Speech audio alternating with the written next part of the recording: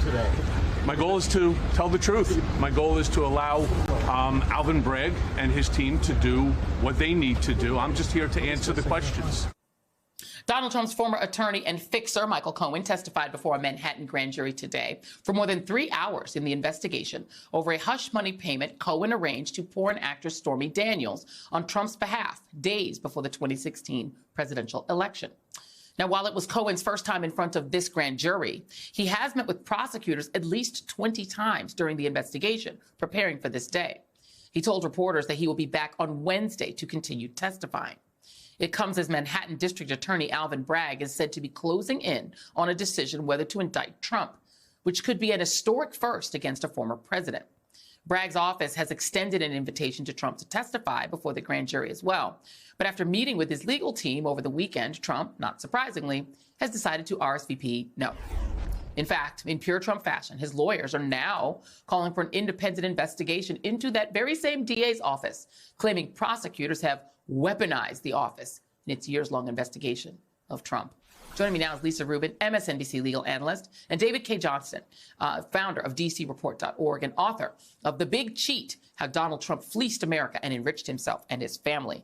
A title that makes a lot of sense. Lisa Rubin, I want to start with you on this. So this is the possibility under New York election law. It's section 17-152. It's conspiracy to promote or prevent election. Any two or more persons who conspire to promote or prevent the election of any person to a public office by unlawful means in which conspiracy is acted on by one of the parties thereto shall be guilty of a misdemeanor.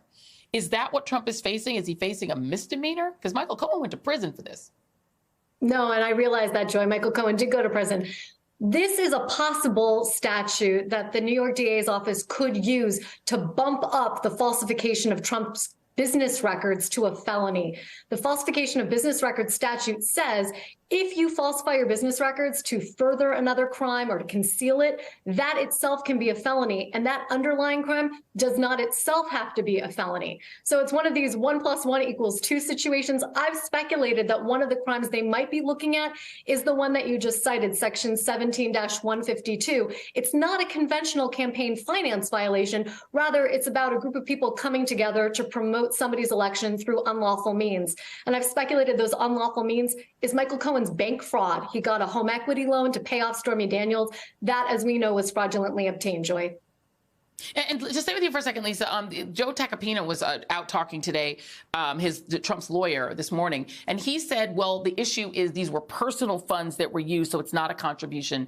It can't be a campaign finance violation because they were personal funds that were used. Does that wash?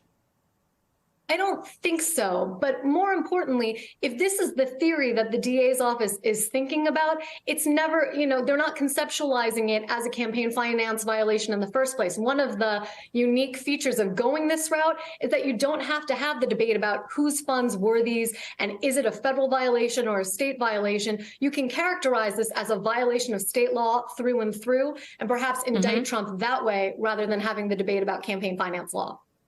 David, let me bring you in here because so there has always been this sort of question in my mind, and I think in many people's minds, why the feds didn't go after Trump, because they did indict Michael Cohen, again, and send him to prison. And this is what SD and I wrote about that. During the campaign, Cohen played a central role in two similar schemes to purchase the rights to stories, each from women who claimed to have had an affair with individual one, which is Trump, so as to suppress the stories and thereby prevent them from influencing the election. With respect to both payments, Cohen acted with intent to influence the 2016 presidential election. He coordinated his action with one or more members of the campaign, including through meetings and phone calls. In particular, Cohen himself is as he has now admitted with respect to both payments, he acted in coordination with and at the direction of individual one.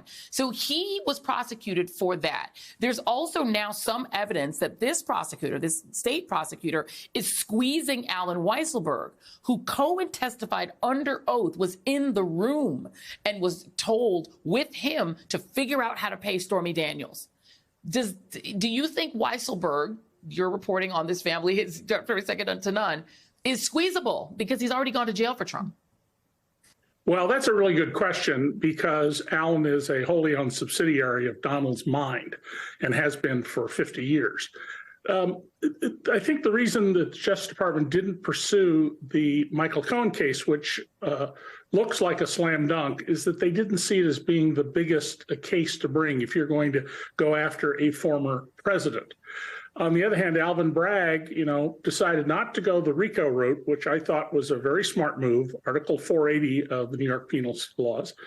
And now he's come back with using the New York State business laws, which can be very effective, as Lisa points out. 2 misdemeanors, you get a felony.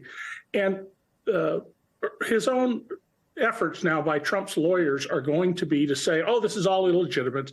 The laws are murky. We don't know what we're doing here. And Bragg may well bring a broader case than that.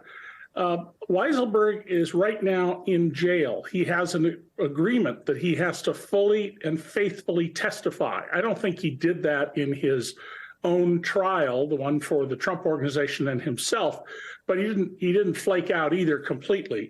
I'm sure there's been a serious effort to say to him, you're going to have to be candid about what happened here. And bringing in other witnesses like Jeff Connie suggests that there's other evidence that Alan Weisselberg knew about these illicit payments. And who is Jeff Connie? He's another Trump finance guy. He works under Alan Weisselberg.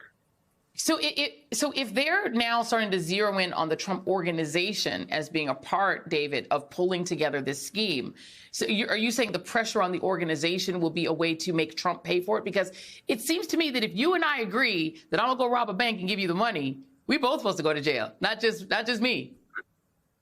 Well, what I think Bragg is trying to do is get the people who worked for Trump, and by the way, are still on his payroll, to turn on Trump and to present evidence that they cannot escape because there's some documentation of some kind. Donald famously tore up his calendars at the end of every month, didn't operate with email so he could deny things.